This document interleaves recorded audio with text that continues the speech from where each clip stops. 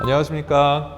메가비뇨기과 강서마곡점 대표원장 조시환입니다. 저번 영상에서 제가 음경 확대 수술에 대해서 이야기했었는데요. 사실 확대 수술은 재수술도 정말 중요합니다. 의사의 실력의 차이에 따라서 결과가 정말 많이 달라지기 때문인데요. 그래서 오늘은 음경 확대 수술의 재수술에 대해서 이야기해 보도록 하겠습니다.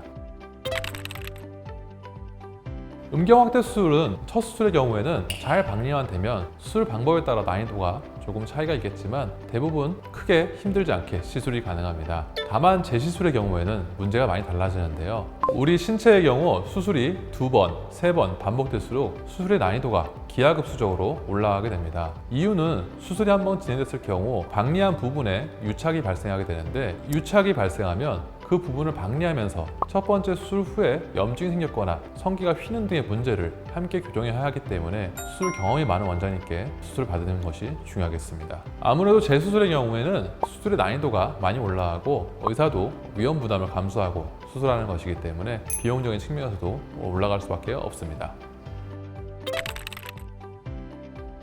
음경 확대 재수술을 시행하는 이유에 대해서 말씀드려야 될 것 같습니다. 첫 번째로 염증이 생기거나 구축이 생겨서 모양이 비틀어지거나 수축이 되는 경우에 음경 확대 재수술을 원하시는 경우가 있을 거고요. 두 번째로는 이제 흡수가 돼서 불만족하는 경우가 되겠습니다. 마지막으로는 수술은 되게 잘 되는데 나는 좀 더 키우고 싶어요 라고 해서 다시 한번 재확대를 원하시는 경우 세 가지가 있다고 말씀드릴 수 있겠습니다. 음경 확대 수술의 경우 각 수술별 재수술을 원하시는 이유는 조금씩 다른데요. 실리콘 보형물의 경우에는 아무래도 완전한 이물질이다 보니까 관계할 때 통증이 생기거나 접히거나 심지어는 찢어지는 경우가 있습니다. 그래서 상대방이 관계할 때 아프거나 내 자신이 관계할 때 아프거나 이런 경우 때문에 제거를 원하시는 경우가 있고, 또한 이제 아무래도 보형물 같은 경우에는 이제 목욕탕 갔으나 사우나를 갔을 때 티가 많이 납니다. 그렇기 때문에 티가 안 나는 부분으로 바꾸기 위해서 제거를 원하시는 경우가 있습니다.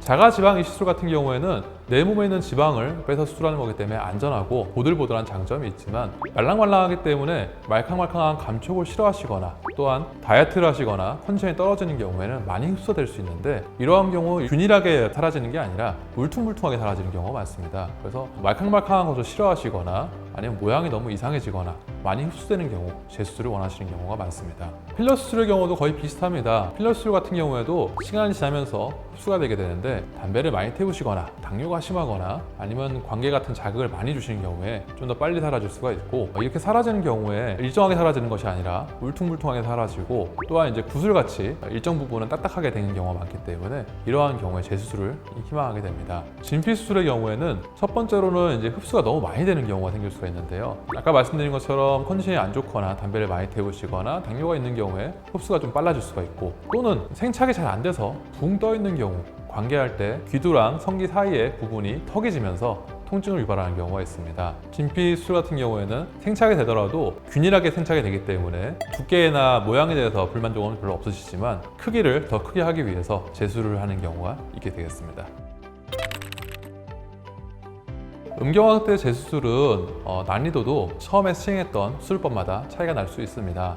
또한 수술의 종류 말고도 발생한 합병증에 따라서 추가적으로 난이도가 급증할 수도 있습니다. 실리콘 보형물 같은 경우에는 생착이 되지 않고 붕 떠 있기 때문에 어떻게 보면 재수술이 쉽다고 생각할 수도 있습니다. 하지만 완전한 이물질이 들어가 있기 때문에 반복적인 염증이 성기에 발생하게 되고, 그로 인해서 진피 부분과 다른 부분에 위축이나 부축이 올 수 있으며 그로 인해서 수술의 난이도가 올라갈 수 있습니다. 또한 실리콘 보형물 같은 경우 이전에 한 10년, 20년 전에 보형물은 승인을 받지 못한 그런 재료이기 때문에 끊어지거나 녹아버리면서 염증을 많이 유발하는 경우가 있습니다. 이러한 경우에는 바세린을 넣은 것처럼 완전히 모 안에 구축이 돼가지고 제거가 어려운 문제가 발생할 수 있습니다. 자가지방 이식술 같은 경우에는 지방은 분리가 대부분 잘 되는 편입니다. 그렇기 때문에 재수술 방법이 그렇게 난이도가 높진 않지만 양을 많이 넣었을 경우에, 또한 염증이 발생했을 경우에는 피부가 얇아지는 데 문제가 생길 수 있고, 그런 경우 자가지방을 좀 아깝다고 남겨놓고 일부만 추가로 하시는 방법을 요구하시는 환자분들이 계시는데요. 실제로는 완전히 제거한 다음에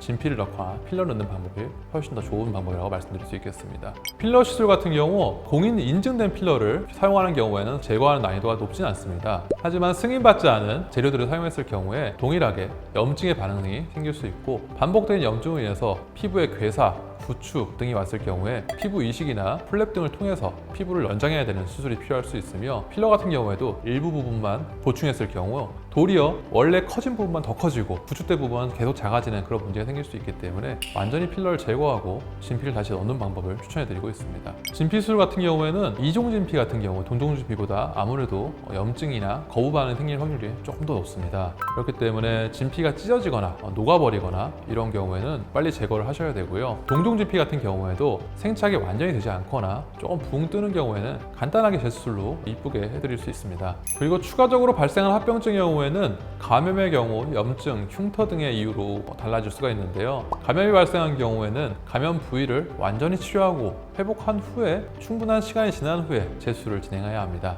때문에 추가적인 치료와 복구 과정을 필요로 해서 난이도가 증가하게 됩니다. 염증 반응과 흉터 형성으로 인해서 조직이 손상되거나 변형된 경우 재수술 시 접근과 수술 난이도를 더 어렵게 만듭니다. 그리고 아무래도 젊으신 분들이 회복 속도가 빠른 편인데요. 환자분의 개인의 회복 속도나 심리적인 요인에 따라서도 수술 과정과 결과에 영향을 미칠 수 있습니다. 무엇보다 가장 중요한 것은 의상의 많은 경험과 기술인데요. 재수술의 경우 일반적으로 초기 수술보다 더 높은 기술과 경험을 필요로 하기 때문에 숙련된 비뇨의학과 전문의가 수행하는 것이 중요하며, 또한 수술이 이루어지는 병원의 시설과 시스템도 재수술의 난이도와 성공률에 영향을 미칠 수 있습니다. 오늘은 음경 확대 수술의 재수술에 대해서 말씀드려보았는데요. 재수술의 경우 초기 수술보다 더 높은 난이도로 여러 요인과 진행했던 수술 방법에 따라서 달라질 수 있기 때문에 재수술을 고려하시는 환자분의 경우 반드시 수술 경험이 많은 비뇨기과 전문의와 충분히 상담한 후에 자신 상태에 맞게 재수술을 진행하는 것이 중요하다고 생각합니다. 감사합니다.